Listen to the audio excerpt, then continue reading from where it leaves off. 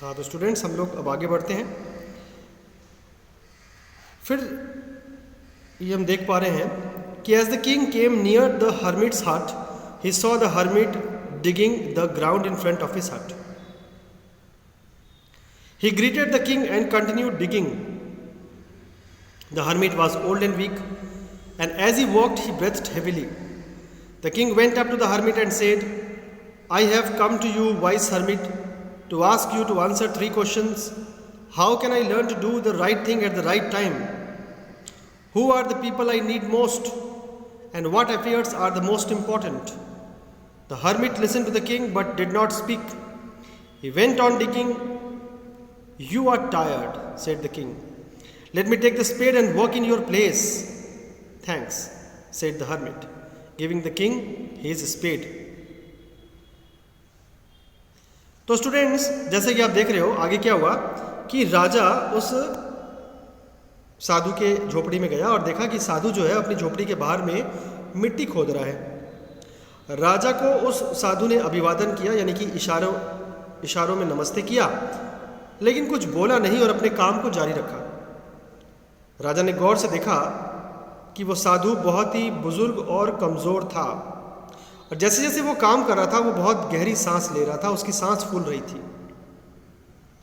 बच्चों, जैसे कि आप इसको अपने ऊपर भी ले सकते हो। अगर मान लो आप जवान हो और आपके शरीर में काफ़ी शक्ति है और आप किसी बुजुर्ग व्यक्ति के सामने चले गए और आपने उन्हें देखा कि वो बहुत मेहनत कर रहे हैं या उनकी सांस फूल रही है, तो आपके मन में डेफिनेटली आएगा कि मैं इस बुजुर्ग व्यक्ति का मदद कर दूं। आपके मन में आना स्वाभाविक है कि हम अपने से बुजुर्ग व्यक्ति को देखते हैं तो हम अपने आप मन में कहीं ना कहीं उनके प्रति सम्मान जो है प्रदर्शित करते हैं, पहली बात। और दूसरी बात, हम उनकी मदद भी करना चाहते हैं। ये हमारा एक स्वाभाविक आदत होती है। तो राजा ने देखा कि वो हर्मिट जो है वो बहुत बूढ़ा है और कमज़ोर है, तो राजा हर्मिट के पास गया और बोला कि मैं आपके पास आया हूँ बुद्धिमान साधु, मैं आपसे 3 प्रश्नों के जवाब चाहता हूँ। तो पहला प्रश्न ये है कि मैं सही काम को सही समय पर कैसे करूं। दूसरा प्रश्न है कि मुझे किन लोगों की ज़रूरत है जीवन में। और तीसरा प्रश्न मेरा यह है कि मेरे लिए जीवन में कौन कौन से काम करने ज़रूरी हैं। हर्मिट ने ये सारी बातें सुनी और कुछ भी जवाब नहीं दिया। हर्मिट अपने मिट्टी खोदने के काम को जारी रखा। कुछ क्षणों के बाद राजा ने चुप्पी तोड़ते हुए कहा कि महाराज, आप काफ़ी थक गए होंगे, मुझे अपनी जो है कुल्हाड़ी दीजिए और मैं आपके बदले में काम करता हूँ। हर्मिट ने धन्यवाद कहा और राजा को वो कुल्हाड़ी दे दी और एक जगह बैठ गया। उसके बाद क्या हुआ देखो। When the king had dug 2 beds, he stopped and repeated his questions. The hermit gave no answer, but stood up, stretching out his hand for the spade and said, Now you rest and let me work. राजा ने 2 bed को खोदा, रुके कुछ समय, मैंने 2 जगह गड्ढे खोदे राजा ने, और कुछ समय रुके राजा, और उसके बाद फिर से अपने प्रश्नों को दोहराया। अब की बार भी संत ने कोई जवाब नहीं दिया, बल्कि खड़े हो गए और कहा कि महाराज, आपने काफ़ी कि उसको तो खैर पता नहीं था कि वो महाराज है या कौन है। संत ने कहा कि व्यक्ति, तुमने काफ़ी देर 2 मिट्टी के गड्ढे खोद लिए, अब तुम रेस्ट करो, अब मुझे काम करने दो, ठीक है।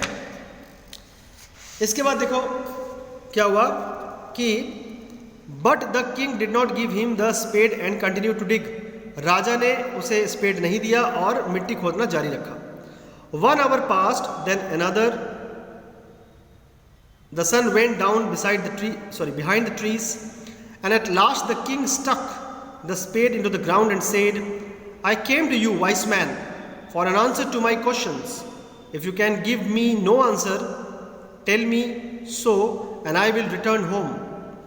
Here comes someone running, said the hermit.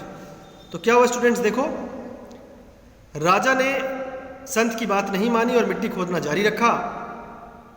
तो ऐसा करते करते 1 घंटा बीत गया, फिर दूसरा घंटा भी बीत गया, तीसरा घंटा भी बीत गया। देखते देखते शाम होने को आई। राजा ने जब थोड़ी शाम होने को आई तब राजा ने अंततः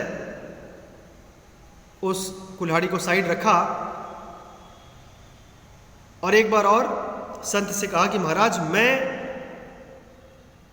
बुद्धिमान आप व्यक्ति हो, मैं आपसे अपने प्रश्नों के जवाब जानने के लिए आया था। अगर आपके पास कोई जवाब नहीं है तो मुझे ना में जवाब दीजिए ताकि मैं अपने घर चला जाऊं। कि तभी हर्मिट ने बोला कि देखो देखो कौन भागता हुआ आ रहा है। उसके प्रश्न का तो जवाब नहीं दिया, बल्कि ये कहा कि देखो देखो कौन व्यक्ति हमारी ओर भागता हुआ आ रहा है, जरा देखो तो कौन है। The king turned round and saw a bearded man running towards them. His hands were pressed against his stomach from which blood was flowing. When he reached the king, he fainted and fell to the ground. The king and the hermit removed the man's clothing and found a large wound in his stomach. The king washed and covered it with his handkerchief, but the blood would not stop flowing. The king redressed the wound until at last the bleeding stopped.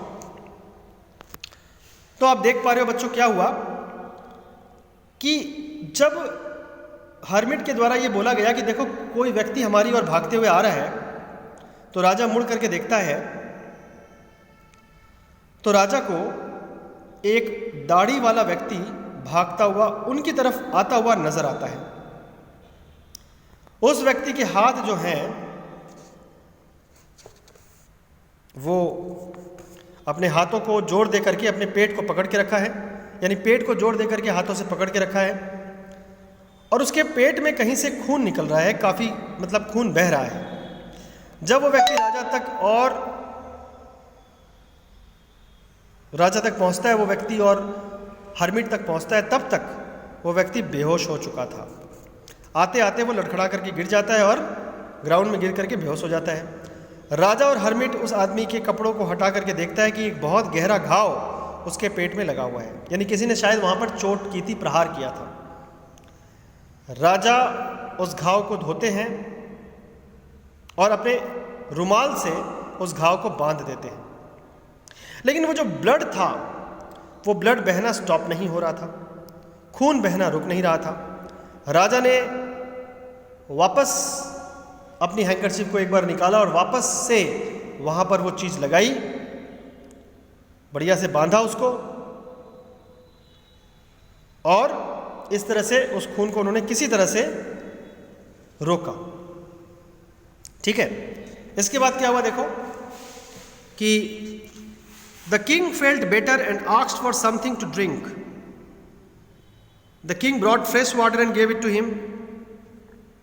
By this time the sun had set and the air was cool. The king, with the hermit's help, carried the wounded man into the hut and laid him on the bed. The man closed his eyes and lay quiet. The king, tired by his walk and the work he had done, lay down on the floor and slept through the night. When he awoke, it was several minutes before he could remember where he was or who the strange bearded man lying on the bed was. "Forgive me," said the bearded man in a weak voice, when he saw that the king was awake. "I do not know you and have nothing to forgive you for," said the king. तो राजा ने और hermit ने मिल करके उस दाढ़ी वाले व्यक्ति को थोड़ा बहुत पानी पिलाया और धीरे धीरे शाम हो आई थी, ठंडी हवा बहने लगी थी।